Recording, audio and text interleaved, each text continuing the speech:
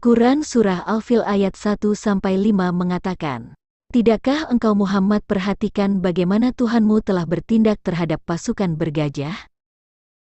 Bukankah Dia telah menjadikan tipu daya mereka itu sia-sia? Dan Dia mengirimkan kepada mereka burung yang berbondong-bondong, yang melempari mereka dengan batu dari tanah liat yang dibakar, sehingga mereka dijadikannya seperti daun-daun yang dimakan ulat." Quran Surah Al-Fil ayat 1-5 ini adalah peristiwa penyerbuan tentara gajah tahun 570 Masehi yang dipimpin oleh Panglima Abrahah dari Yaman untuk menundukkan penduduk Mekah dan meruntuhkan Ka'bah. Akan tetapi, Allah membinasakan mereka sebelum maksud yang jahat itu tercapai. Tahun 570 Masehi adalah masa pra-Islam, yang mana orang-orang Mekah beribadah di Ka'bah untuk menyembah Dewa Hubal, Al-Lata, Al-Uzza, Al-Manat dan berhala lainnya. Jika Allah melindungi Ka'bah, sebuah tempat memuliakan Dewa Hubal, dan patung-patung berhala, bukankah pribadi yang melindunginya adalah ilah berhala Hubal dan jin kafir yang ada pada patung-patung itu seperti kata Ustadz Abdul Somad?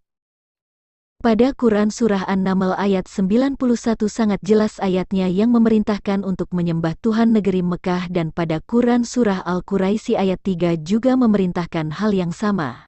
"Aku Muhammad hanya diperintahkan menyembah Tuhan negeri ini, Mekah, yang Dia telah menjadikan suci padanya dan segala sesuatu adalah miliknya, dan aku diperintahkan agar aku termasuk orang Muslim." Quran Surat An-Naml ayat 91. Maka hendaklah mereka menyembah Tuhan pemilik rumah ini, Ka'bah. Quran Surah Al-Quraisy ayat 3. Quran Surah An-Naml ayat 91 dan Quran Surah Al-Quraisy ayat 3 adalah surat-surat Makkiyah yang mana menurut para ulama surat ini diturunkan ketika Muhammad masih berada di Mekah, yaitu antara tahun 610 sampai 622 Masehi.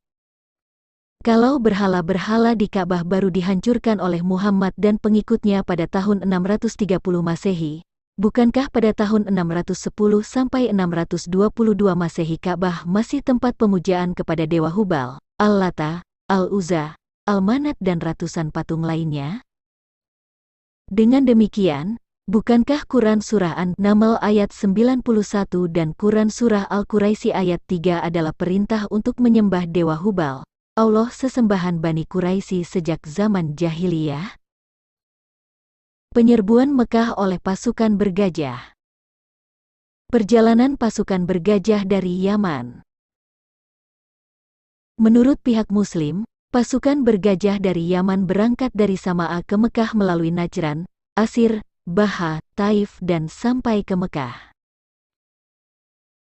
Berdasarkan Google Map, jarak dari Sama'a ke Mekah ada sekitar 1180 km, dan jika ditempuh dengan cara berjalan kaki tanpa berhenti akan membutuhkan waktu selama 9 hari 22 jam. Sepanjang perjalanan, kebanyakan daerah yang dilalui adalah gurun dan bukit berbatu yang tidak ada tumbuhan dan sumber air. Mungkinkah gajah dapat berjalan selama 9 hari di daerah yang tidak tersedia tumbuhan dan air? Pertama, kita harus paham berapa banyak gajah membutuhkan makanan untuk setiap harinya. Gajah rata-rata membutuhkan makanan sekitar 250 kg untuk setiap harinya. Gajah adalah hewan yang kita kenal yang banyak minum air, ada sekitar ratusan liter untuk setiap hari.